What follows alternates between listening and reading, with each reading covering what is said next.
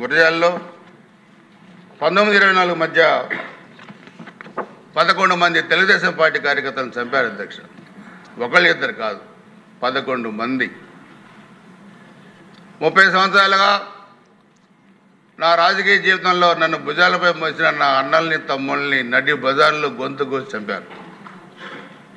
దీని మీద కొన్ని కేసులు కూడా లేవు. దీన్ని ఏమనాలో, ఈ వికృత క్రియని ఏమనాలో ఒకసారి మనం ఆలోచించుకోవాల్సిన అవసరం ఉంది అధ్యక్ష. వీళ్ళు చేసిన అక్రమ మైనింగ్లో 8 మంది పిల్లలు, ఒకళ్ళు ఇద్దరు కాదు, 8 మంది ముక్కుపచ్చలారిని చిన్న పిల్లలు చనిపోయారు అధ్యక్ష. వీళ్ళు చేసిన అక్రమ మైనింగ్ గుంతల్లో పెట్టి. దీని మీద కేసులు లేవు. ఆ రోజు మేము అపోజిషన్లో చెప్పాం, ఆ రోజు కలెక్టర్ గారికి, ఎస్పీ గారికి చెప్పాం, కనీసం రివ్యూ చేయండి మీరు, ఎందుకు ఇంతమంది పిల్లలు చనిపోయారంటే రివ్యూ చేసే ఇది కూడా ఆ రోజు ప్రభుత్వానికి లేదు అధ్యక్ష. 80 సంవత్సరాల వృద్ధుల మీద 307 కేసు పెట్టారు. తురకబాలెం విలేజ్లో ఒక మైనార్టీ కుటుంబం మీద 80 సంవత్సరాల వృద్ధ దంపతుల మీద 307 కేసు. ఒడ్డర కార్మికుల్ని చేసిన కూలికి డబ్బులు అడిగితే మణికంఠ అనే కుర్రాడిని కత్తులతో పొడిచి పేగులు బయటకు లాగి చంపారు అధ్యక్ష. ఇళ్ళు తగలబెట్టారు. జానపాడు గ్రామంలో 8 సంవత్సరాల పిల్లలు, చదువుకునే పిల్లలు ఫ్లెక్సీలు చింపారని చెప్పి తీసుకొచ్చి పోలీస్ స్టేషన్లో కూర్చోబెట్టి వాళ్ళ మీద 307 కేసు పెట్టారు అధ్యక్ష. 1924 మధ్య. ఏంటి ఇది? చేతులు కాళ్ళు నరికారు, పంట పొలాలు నరికేశారు, ఇళ్ళు తగలబెట్టారు. ఇది చూస్తే అధ్యక్ష, నడి బజార్లో సైదా అనే ఒక ముస్లిం కార్యకర్తని ఏ విధంగా కాల్చి విరగొట్టారో ఆ రోజు దారిని పోతున్న ఒక వ్యక్తి వీడియో తీసి పెట్టాడు అధ్యక్ష సోషల్ మీడియాలో. పెన్నెల్లి గ్రామంలో విక్రమార్కుడు అనే ఒక సినిమా గుర్తొస్తుంది అధ్యక్ష. దాంట్లో ఈ అసెంబ్లీలో నాకు చెప్పాలా వద్దా కూడా నాకు అర్థం కావట్లా, కానీ చెప్పాల్సిన అవసరం ఉంది. ఏం జరిగిందో 5 సంవత్సరాలు ఒక యువతిని ఆ ఊర్లో ఉండే ఒక వైసీపీ నాయకుడి కొడుకు తీసుకెళ్ళి ఇంట్లో పెట్టుకున్నాడు. ఆ యువత వాళ్ళ నాన్నని అడిగాడు, ఆ అబ్బాయి వాళ్ళ నాన్నని, మా అమ్మాయిని తీసుకొచ్చి మీ అబ్బాయి ఇంట్లో పెట్టుకున్నాడు, పంపించండి అంటే, మా అబ్బాయి అవసరం తీరాక పంపిస్తాడు, నువ్వు వెళ్ళిపోవని చెప్పిన ఘటన పల్నాడులో జరిగింది అధ్యక్ష. ఇది విక్రమార్కుడు సినిమాలో మనం చూసాం. ఒకసారి గుర్తొచ్చుద్ది, ఒకసారి అనిపించుద్ది. మాకు కూడా బొబ్బిలిపల్లి సినిమా గుర్తొచ్చుద్ది, అన్న నందమూరి తారక రామారావు గారి పాత్ర గుర్తొచ్చుద్ది. దానికి ఒక సైన్యంలో పనిచేసి వచ్చిన యువకుడు సమాజంలో జరుగుతున్న దురాగతాలను చూసి ఏ విధంగా స్పందించారనేది. కానీ ఇక్కడ కర్తవ్యం గుర్తొచ్చి మేము చట్టాన్ని చేతుల్లో తీసుకోకూడదన్న ఉద్దేశమైన ఇక్కడ మేము చేయట్లేదు అధ్యక్ష. కానీ 5 సంవత్సరాలు దురాఘాతాలే కాకుండా అధ్యక్ష, ఈరోజు కూడా మాట్లాడే విధానాన్ని కూడా మనం కంట్రోల్ చేయాల్సిన అవసరం ఉంది. కానీ 6 నెలల్లో మనం చూస్తే, ఈ 15 నెలల్లో మనం చూస్తే అధ్యక్ష, చాలా వరకు నేరాలు తగ్గినాయి, క్రైమ్ రేట్ తగ్గింది, మహిళలపై నేరాలు తగ్గినాయి, చాలా వరకు 5,000 మిస్సింగ్ కేసులు కూడా ఛేదించారు, యువతుల్ని కాపాడారు, విద్యార్థుల్లో చైతన్యం తెచ్చారు. 1924 మధ్య ఎస్సీ ఎస్టీల మీదనే కేసులు పెట్టారు. మన చెల్లెమ్మ ఈరోజు సాక్షాత్తు హోంమంత్రి గారు, ఆమె మీద ఎలా చేశారు 5 సంవత్సరాలు చూశారు. ఇదే ప్రకృతి. ఓ చదువుకున్న యువతి రాజకీయాల్లోకి వచ్చి మంచి స్థానంలో ఉన్నామని ఇష్టారాజ్యంగా మాట్లాడితే, అదే మహిళ ఈరోజు రాష్ట్రానికి హోంమంత్రి చేసిన ఘనత నారా చంద్రబాబు నాయుడు గారి ప్రభుత్వం అని చెప్పి కూడా మీ అందరికీ తెలియజేస్తా ఉన్నాను అధ్యక్ష.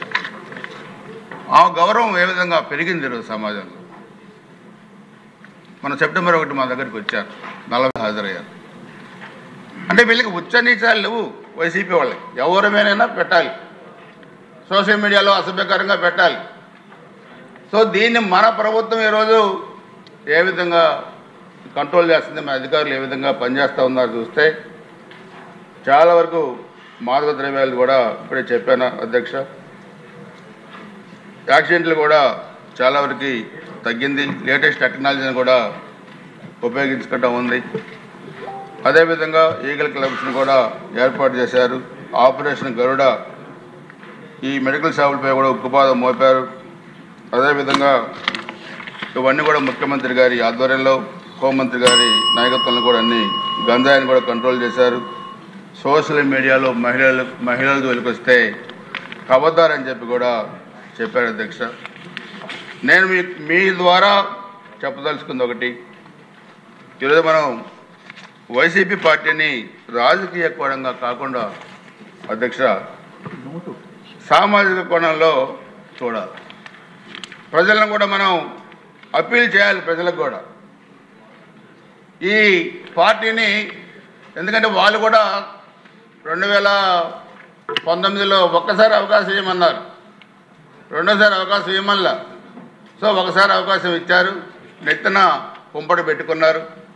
చంద్రబాబు నాయుడు గారు చెప్పారు 2019లో, మీరు ఒకసారి అవకాశం అని ఇస్తే కరెంటు దగ్గర పట్టుకున్నట్టు ఉంటుందని చెప్తే నిజంగా అదే జరిగింది ఆంధ్రప్రదేశ్. చంద్రబాబు నాయుడు గారు రాజధాని పర్యటనకు వస్తే బస్సు మీద చెప్పులు రాళ్ళు వేస్తే ఆ రోజు డీజీపీ చెప్పాడు, ప్రజాస్పందన 14 సంవత్సరాలు ముఖ్యమంత్రిగా పనిచేసిన వ్యక్తి వెహికల్ మీద రాళ్ళు వేస్తే డీజీపీ గారు వెహికల్ ఆ రోజు భావ ప్రకటన స్వేచ్ఛ అధ్యక్షుడు. మరి ఈరోజు భావ ప్రకటన స్వేచ్ఛలు మేము చేయాల్సి వస్తే మేము చేయలేమా? మాకు చేత కాదా? కానీ మాకు వద్దనుకున్నాం, ముఖ్యమంత్రి గారు వద్దనుకుంటున్నారు. లా అండ్ ఆర్డర్ని కాపాడి, శాంతి భద్రతల్ని కాపాడి, ఈ రాష్ట్రంలో మహిళలకి గౌరవిస్తూ అనేక పథకాలు సూపర్ సిక్స్ అమలు చేయలేరు అనుకుంది వైసీపీ పార్టీ, అమలు చేసి తీరింది ఎన్డీఏ ప్రభుత్వం. వీళ్ళు విడిపోవాలి, వీళ్ళు కొట్టుకోవాలా, మేము అధికారంలోకి రావాలి, మంచి ఆలోచనలు వీళ్ళకి లేవు అధ్యక్షుడు. అందుకనే సామాన్యుడి నుంచి అత్యున్నతమైన ఈ సభలో వివిధ స్థాయిలో ఉన్న మీలాంటి ఎంతోమంది మచ్చలేని రాజకీయ నాయకుల మీద మచ్చ వేయడానికి ప్రయత్నించిన వైసీపీ ప్రభుత్వం, ఆ రోజుల్లో 1924లో వైసీపీ ప్రభుత్వం, అమరావతి రైతుల మీద విద్వేషం చెందిన ఆనాటి వైసీపీ ప్రభుత్వం, అనేక రకాలైన కేసులు పెట్టిన ఆనాటి వైసీపీ ప్రభుత్వం, మహిళలపై అత్యాచారాలు చేసిన ఆనాటి వైసీపీ ప్రభుత్వం అధ్యక్ష. దీన్ని ప్రభుత్వాన్ని కన్నా ఒక పైశాచికమైన రాక్షస ప్రభుత్వం అని చెప్పి కూడా అనాల్సిన పరిస్థితులు ఈరోజు ఉన్నాయి. ఈరోజు చెప్పుకుంటూ పోతే చాలా ఉన్నాయి అధ్యక్ష. కానీ మనందరం కూడా ఆలోచించాల్సిన అవసరం ఉంది. తెలుగుదేశం పార్టీ లేకపోతే ఎన్డీఏ ప్రభుత్వం ఈరోజు మా ముఖ్యమంత్రి గారి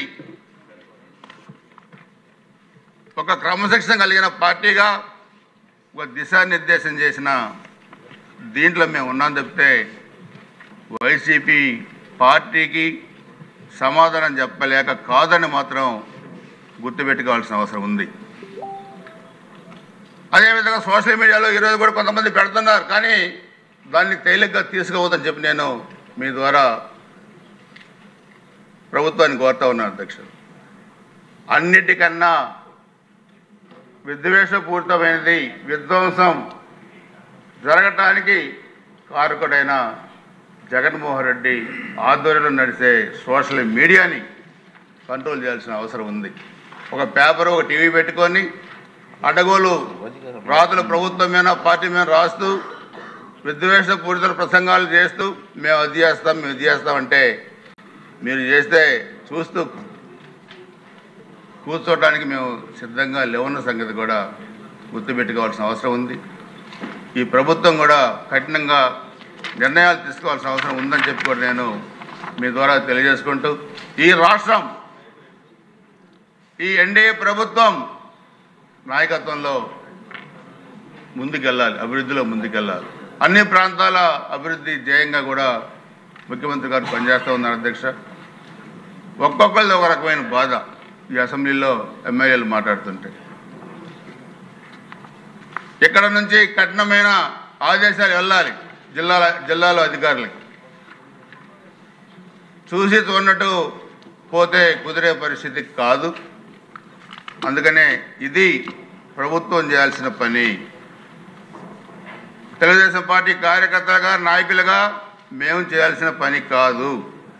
ఇది గుర్తుపెట్టుకోవాల్సిన అవసరం ఉందన్న సంగతి కూడా నేను మీ ద్వారా తెలియజేస్తూ, ఇటువంటి పరిస్థితులు పునరావృతం కాకుండా భవిష్యత్తులో ఇటువంటి ప్రకటనలు చేసిన వారిపై సూసెస్ ఉన్నట్లు ఉండకుండా సోషల్ మీడియాలో ఈ రోజు కూడా అనుచితమైన పోస్టులు పెట్టే వారిపై కఠినంగా వ్యవహరించాల్సిన అవసరం ఉందని చెప్పి కూడా మేము ఒకసారి తెలియజేసుకుంటే అధ్యక్ష, ఒక ప్రజాస్వామ్యాన్ని నెలకొల్పే దాంట్లో ముఖ్యమంత్రి గారు పనిచేస్తున్న తీరుకి నేను కృతజ్ఞతలు తెలియజేసుకుంటూ మీ ద్వారా కూడా ఒకసారి పోలీసు ఉన్నతాధికారులందరూ కూడా విజ్ఞప్తి చేస్తా ఉన్నాను అధ్యక్ష. జిల్లాల్లో ఎక్కడెక్కడ ఇంకా శాంతి భద్రతలకు విఘాతం కలిగించే శక్తులు ఉన్నారు, వాళ్ళందరినీ కూడా లిస్ట్ అవుట్ చేసి వాళ్ళని కఠినంగా వాళ్ళ మీద చర్యలు తీసుకోవాలని చెప్పి కూడా నేను తెలియజేసుకుంటూ, ఈ విధంగా అభివృద్ధి పదంలో ముందుకు తీసుకెళ్తున్న ఈ ప్రభుత్వానికి ముఖ్యంగా మీ ద్వారా, ఎందుకంటే మీరు ఒక ఉన్నతమైన విలువలు కలిగిన ప్రజాస్వామ్యవాది, ఈరోజు మీ స్పీకర్ స్థానాలు ఉన్నారు. మాకు చాలా సంతోషం. 30 సంవత్సరాలుగా మీతో మాకు అనుబంధం ఉంది కాబట్టి మీ నాయకత్వంలో ఈ చట్టసభ విలువలు పెరిగే విధంగా కూడా ఉండాలని చెప్పి కూడా నేను కోరుకుంటూ, ఈ అవకాశం వచ్చిన మీకు ధన్యవాదాలు తెలియజేసుకుంటూ సెలవు తీసుకుంటున్న అధ్యక్ష. నమస్కారం.